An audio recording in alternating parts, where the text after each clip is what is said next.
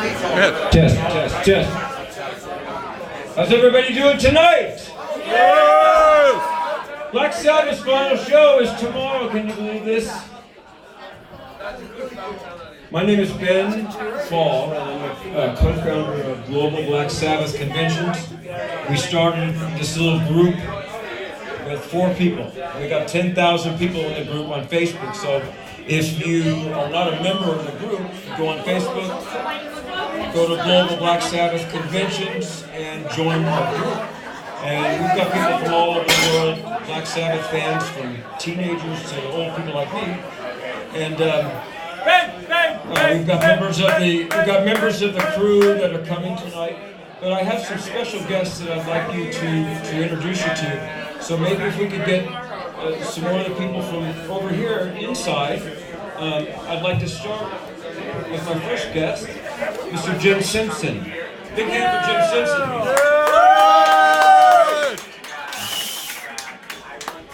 Yesterday, Stephen Knowles took us, I've never been to Birmingham, from Montana.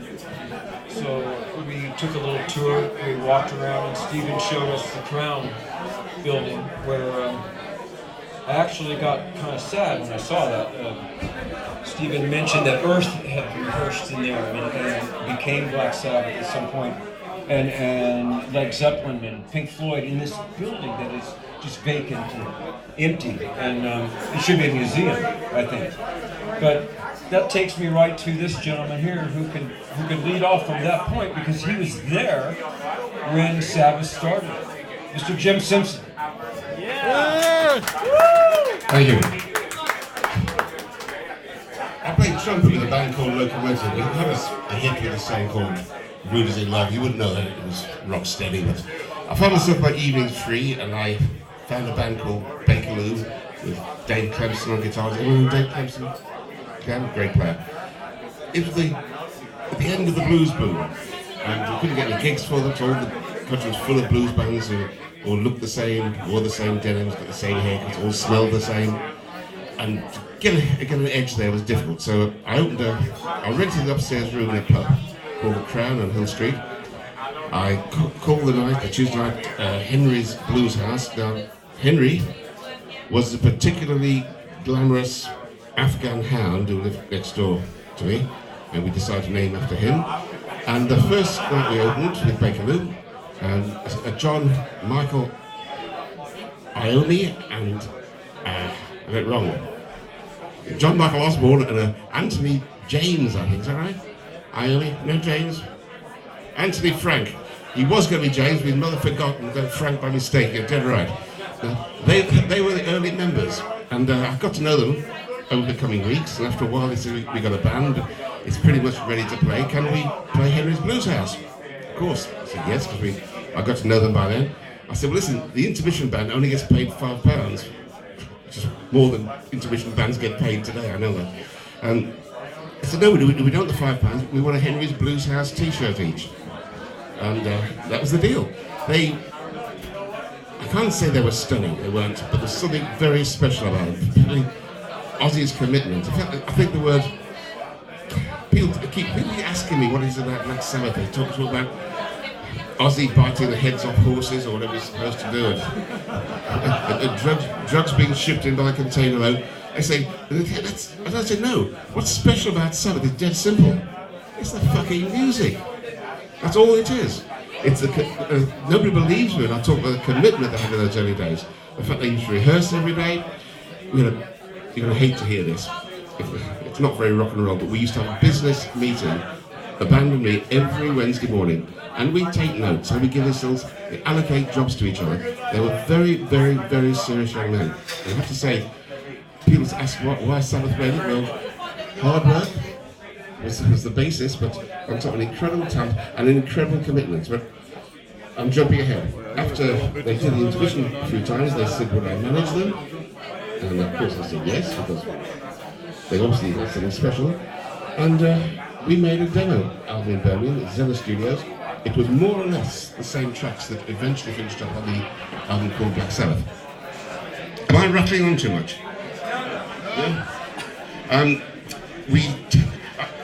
had a bit of an edge then because I had two bands, Bakerloo and Teen Symphony. So I signed them both to Harvest, which is an EMI label.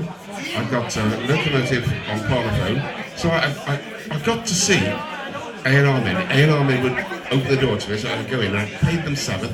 14 straight record companies turned the band down. Then I went to David Platt at Essex Music. I said, listen, we got to record this band. And he said, well, don't waste your time. He said, Teen Symphony, they're going to be huge. Don't worry with Black Sabbath. But eventually, maybe because he couldn't stand the sight of a grown man weeping, eventually he allocated £500 for his budget to produce the first album in Regent Sound. He wouldn't let me do it because he got a company called Tuesday Productions. Gus Dudley was his main producer, and he wheeled in his new novice producer, a guy called Roger Bain, to produce it. So we went into Regent Sound, and the band, and me, to be honest with you, said, what did he do? He didn't do anything. He just sat there and smiled. He didn't do a thing. And it was many, many, many years before I realised what a great producer he was. Most producers want to sort of impress themselves onto a recording, want to hear their ideas on a recording. Not Roger. He realised the band had got it. All they had to do was deliver in the studio what they did on stage. And he didn't mess with it. What he did mess with it, he messed with it afterwards by putting on the thunderstorms and the rain clouds and all the kerfuffle around it, which we didn't hear until we got the finished pressings delivered to us. And we thought it was wonderful. We loved it. And Interesting, isn't it? then the actual finished album that you know of today as Black Sabbath was rejected by another 12 of those 14 record companies. Those A&R men said no to the record you know as Black Sabbath. Now, I find that absolutely sensational. And I'd set up Big Bear Records before that to do some other stuff, and I was reluctantly finding myself to have to put the first Black Sabbath album on Big Bear. I didn't want to. I'd never released an album before. I didn't know how to do it.